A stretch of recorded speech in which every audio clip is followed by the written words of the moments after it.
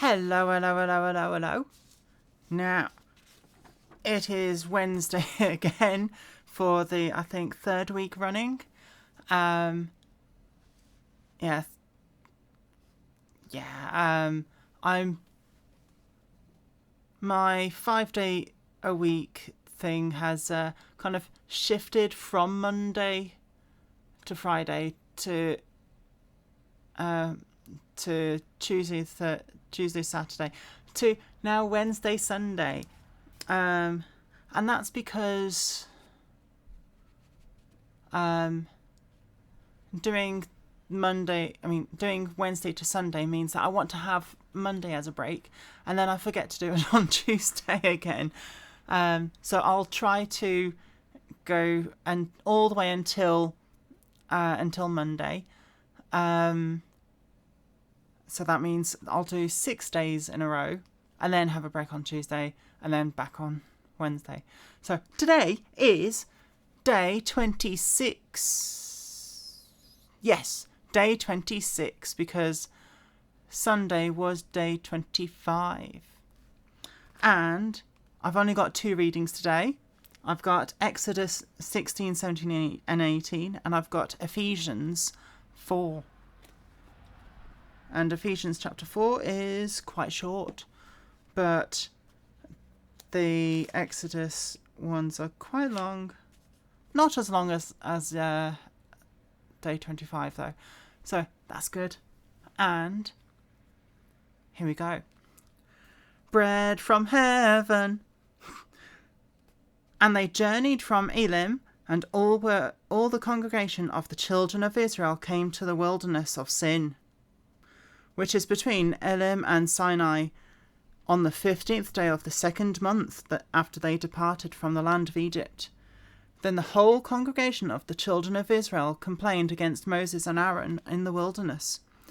And the children of Israel said to them, "Oh, that we had died by the hand of the Lord in the land of Egypt, when we sat by the pots of meat, and when we ate bread to the full.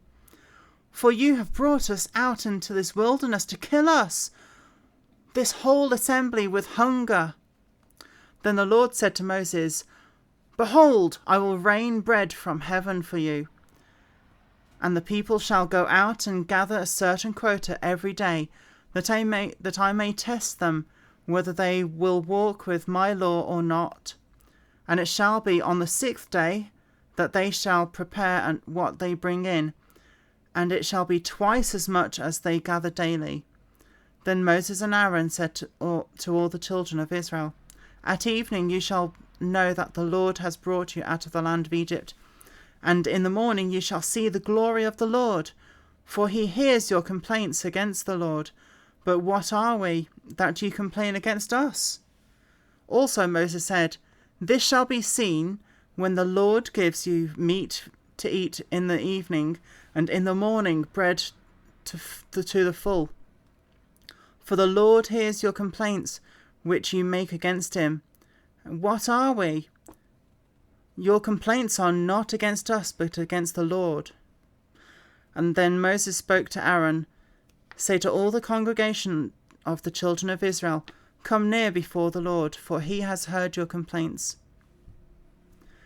Now it came to pass, as Aaron spoke to the whole congregation, to the children of Israel, that they looked toward the wilderness, and behold, the glory of the Lord appeared in the cloud. And the Lord spoke to Moses, saying, "I have heard the complaints of the children of Israel. Speak to them, saying, At twilight you shall eat meat, and in the morning you shall be filled with bread, and you shall know that I am the Lord your God." So it was that quails came up at evening and covered the camp. Quails are like little birds, which some people eat with the bones because they're so small and they like the crunch. That's what other people have said. I've never had quail before. I don't particularly want to either.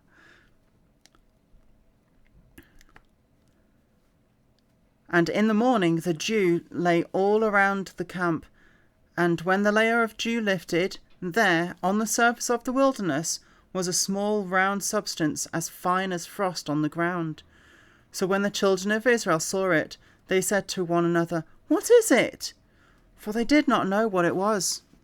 And Moses said to them, "This is the bread which the Lord has given you to eat. This is the thing which the Lord had commanded. Let every man gather it according to each one's need. Let omer, and 1 omer for each person." I don't know what an omer is. "According to the number of persons, let every man take for those who are in his tent." Then the children of Israel did so, and gathered some more, some less. So when they measured it by omers, it doesn't say what an omer is. He who gathered much had nothing left over, and he who gathered little had no lack.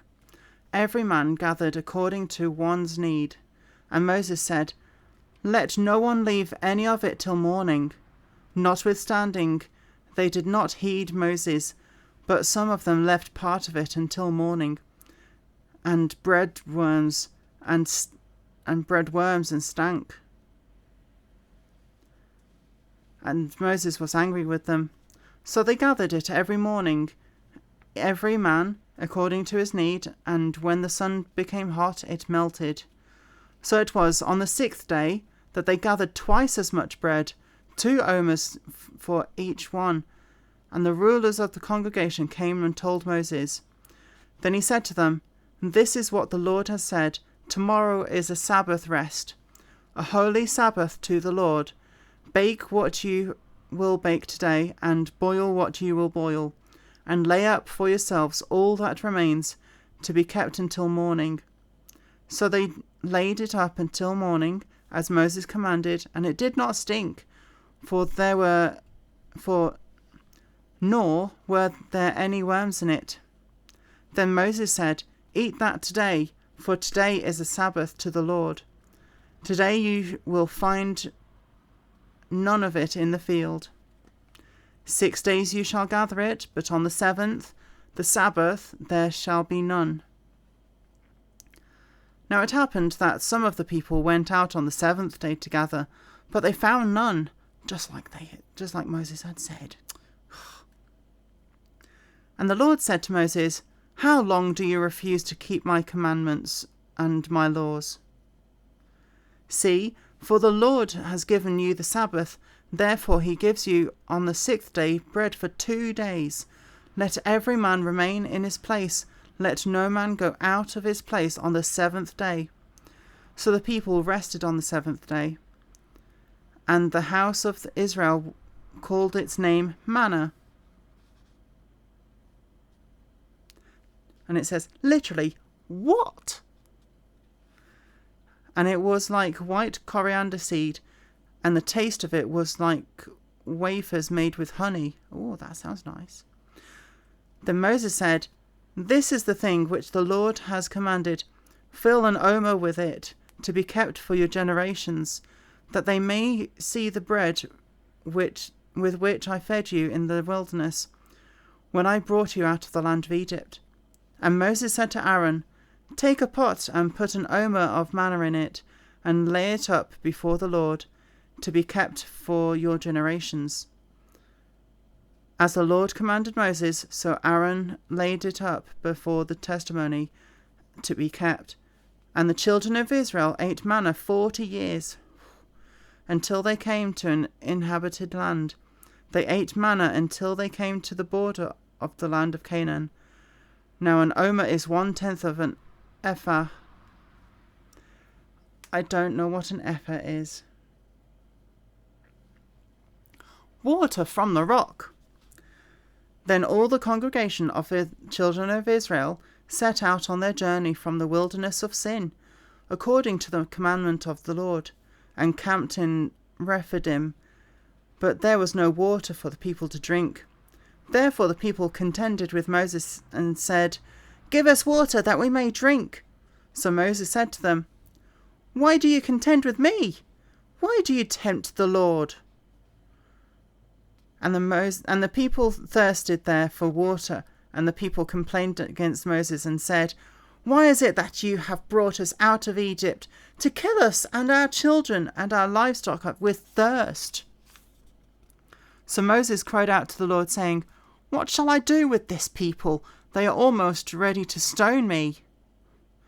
And the Lord said to Moses, "Go on before the people, and take with you some of the elders of Israel.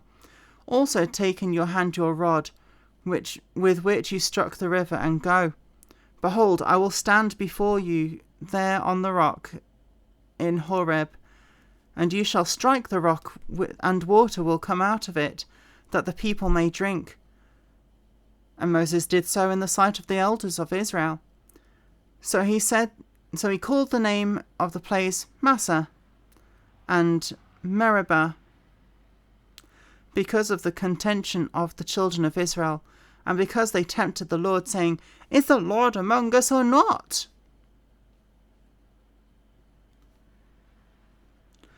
Victory over the Amalekites. Now Amalek came and fought with Israel in Rephidim. And Moses said to Joshua, "Choose us some men and go out, fight with Amalek. Tomorrow I will stand on top of the hill with the rod of God in my hand." So Joshua did as Moses said to him, and fought with Amalek. And Moses and Aaron and Hur went up to the top of the hill. And so it was, when Moses held up his hand, that Israel prevailed, and when he let down his hand, Amalek prevailed. But Moses' hands became heavy, so they took a stone and put it under him, and he sat on it. And Aaron and Hur supported his hands, one on each side, and the other on the other side. One on each side. And his hands were steady until the going down of the sun. So Joshua defeated Amalek and his people with the edge of the sword. Then the Lord said to Moses, "Write this for memorial in the book and recount it in the hearing of Joshua, that I will utterly blot out the remembrance of Amalek from under heaven." And Moses built an altar and called its name, "The Lord is my banner."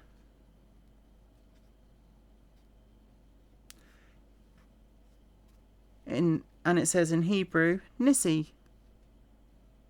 Okay. For he said, "Because the Lord has sworn, the Lord will have war with Amalek from generation to generation." Jethro's advice. And Jethro, the priest of Midian, Moses' father-in-law, heard of all that God had done for Moses and for Israel his people, that the Lord had brought Israel out of Egypt. Then Jethro, Moses' father-in-law, took Zipporah, Moses' wife, after he sent her back, with her 2 sons, of whom the name was Gershom, for he said, "I have been a stranger in a foreign land," and the name of the other was Eleazar, for he said, "The God of my father was my help, and delivered me from the sword of Pharaoh." And Jethro, Moses' father-in-law, came with his sons and his wife to Moses in the wilderness, where he was encamped in the mountain of God. Now he said to Moses, "I, your father-in-law Jethro, am coming to you with your wife and her 2 sons with her." So Moses went out to meet his father-in-law, bowed down and kissed him, and they asked each other about their well-being, and they went into the tent. And Moses told his father-in-law and all that the Lord had done to Pharaoh and to the Egyptians for Israel's sake, all the hardship that had come upon them on the way, and how the Lord had delivered them. Then Jethro rejoiced for all the good which the Lord had done for Israel, whom he had delivered out of the hand of the Egyptians. And Jethro said, "Blessed be the Lord, who has delivered you out of the hand of the Egyptians, and out of the hand of Pharaoh, and who has delivered the people from under the hand of the Egyptians. Now I know that the Lord is greater than all the gods, for in the very thing in which they believed proudly, he was above them." Then Jethro, Moses' father-in-law, took a burnt offering and other sacrifices to offer to God. And Aaron came with all the elders of Israel to eat bread with Moses' father-in-law before God. Why are they repeating Moses' father-in-law, or every time they say Jethro?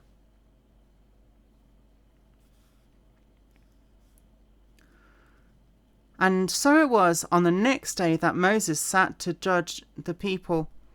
And the people stood before Moses from morning until evening. So when Moses' father-in-law saw all that he did for the people, he said, "What is this thing you are doing for the people? Why do you alone sit, and all the people stand before you from morning until evening?" And Moses said to his father-in-law, "Because the people come to me to inquire of God. When they have a difficulty, they come to me, and I judge between one and another, and I make known the statutes of God and his laws." So his father-in-law said to him, "The thing that you do is not good. Both you and these people who are with you will surely wear yourselves out, for this thing is too much for you. You are not able to perform it by yourself. Now listen to my voice. I will give you counsel, and God will be with you. Stand before God for the people, so that you may bring the difficulties to God. And you shall teach them the statutes and the laws, and show them the way in which they must walk and the work they must do. Moreover, you shall select from all the people able men, such as fear God, men of truth, hating covetousness. Men of truth, hating covetousness.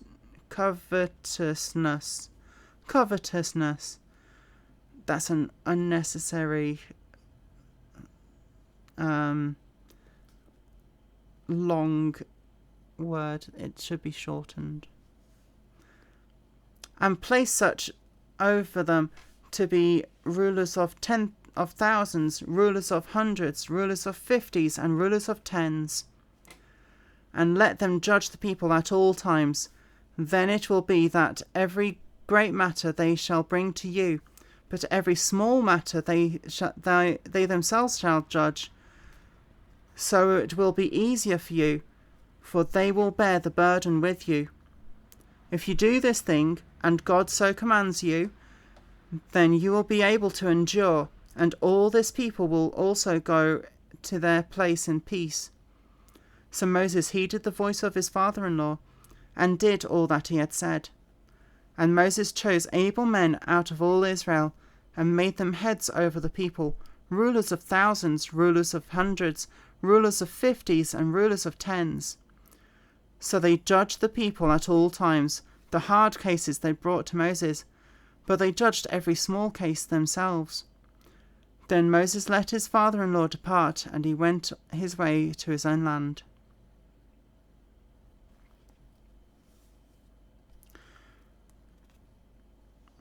Yeah.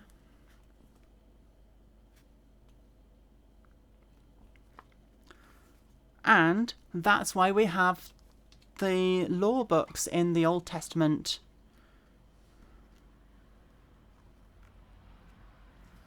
Fun. Right, I will finish there for the first reading, because I just finished chapter 18, which is the last chapter of the reading anyway. And tomorrow's reading has the 10 Commandments and other laws. It's basically the rest of the laws, and also some of the, there's the rest of Exodus is loads of laws and bits of the actual Exodus of traveling to where Israel is today. And yeah, there's going to be lots of wars happening in this Old Testament. Yeah. it's a history of a people. Yeah. So yeah, I will finish there for this reading and see you on the next reading.